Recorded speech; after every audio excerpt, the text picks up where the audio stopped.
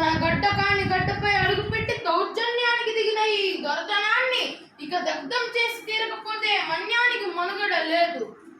నిత్యం చచ్చే కన్నా వీరునిగా పోరాడి చావడం యుక్తం.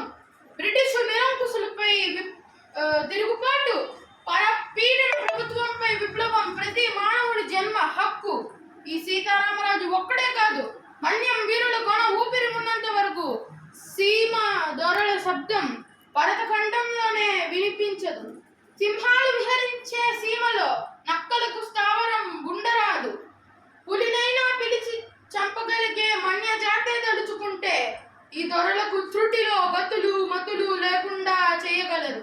3 నెలల బిడ్డను కట్టుకుని స్వతంత్ర పోరాటం సలిపిన ఝాన్సీ లక్ష్మీ మనకు విప్లవ స్ఫూర్తి.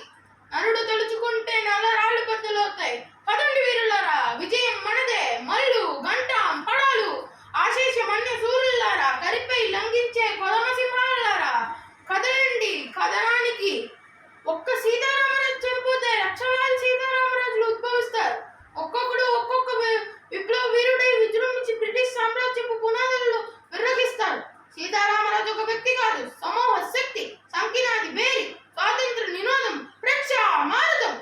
ఈ మట్టిలో మట్టినై, నీటిలో నీటినై, నా ప్రజల ఊపిరిలో ఊపిరినై, మనసుల్లో భావాన్ని, హృదయ